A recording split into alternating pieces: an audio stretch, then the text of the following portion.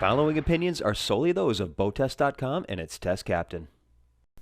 Hi, Captain Steve for BoatTest.com, and today I am on a boat made by Chaparral that fills the need for a luxury outboard deck boat. It is the Suncoast 250, and I'm going to see how they've done. The main feature here is that this boat is outboard powered. This is pivotal in providing more interior space without increasing the overall length of the boat itself. She can accommodate up to 300 horsepower, with 250 horsepower being standard. We tested with the Yamaha 300 4-stroke, so let's start by seeing how she performed.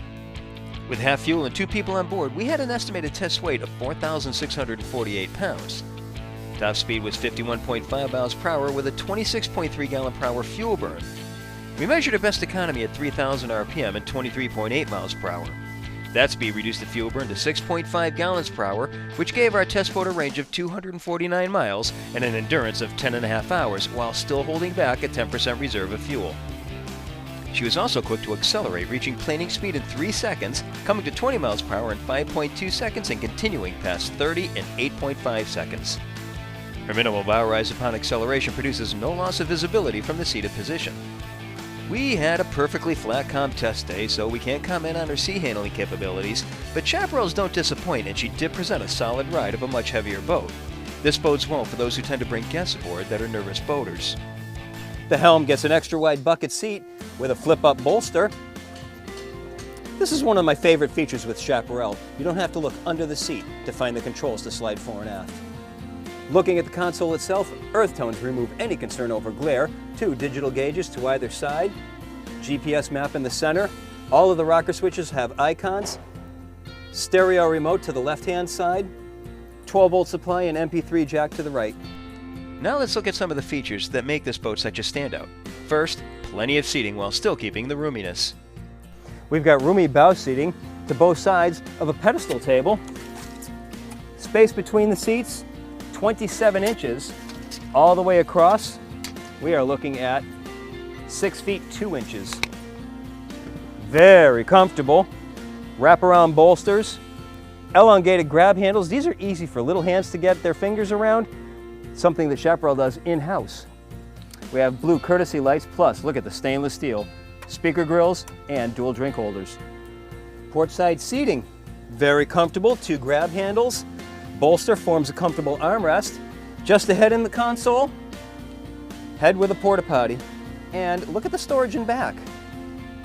When water sports becomes a part of the action, seat flips back to become an aft-facing seat for the observer. And now in this position, notice that we have wraparound seating surrounding the cockpit, giving us seating between here and the bow for 12 people. Now here's an interesting feature. Take a look at this integrated swim platform.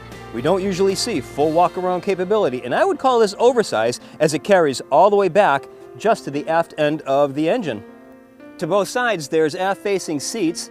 Hatches are covered with non-skid. There's a stereo remote to the starboard bulkhead. Inside, battery switches, and over on this side, we have access to the batteries themselves. I'd like to see both of these seats have a removable bin so they can be used as storage. We've got the collapsible sports tower with the elevated tow point. A lower tow point inserts in the center of the walkthrough. When accessing the Beach reboarding ladder, there's a step leading up to the foredeck. Forward hatch. Lift and lock latch. It's held open by friction hinges. Nobody seems to be able to get the hang of combining an anchor locker with a reboarding ladder, but Chaparral does. Here, we have a 4-step reboarding ladder. Just underneath an anchor, held in place with anchor keepers. To both sides, pull-up cleats, each one 6 inches. To the starboard side, freshwater washdown for giving you a shower, and to clean off the anchor, this one has stainless steel hose, and look at this, LED docking lights. Of course, every boat has storage, but on the 250 Suncoast, Chaparral seems to have taken it to the next level. Look at this, we've got a cavernous in-deck storage compartment. We've got a built-in cooler to one side, a 25-quart carry-on cooler to the other, and look at this, across the transom, full beam storage. Of course, we have the usual walk-through windshield, this one held in the open position by a magnetic catch. Just below we have an air dam. It lies flush against the helm console, but in the open position, we still have a door behind, so it's not just an open compartment. And underneath the console, plenty of storage. Of course, we have storage underneath both seats, but these are accessed by articulating hinges attached to the cushions. So it seems that Chaparral met its goal of creating a roomy deck boat with luxury appointments that also handles well.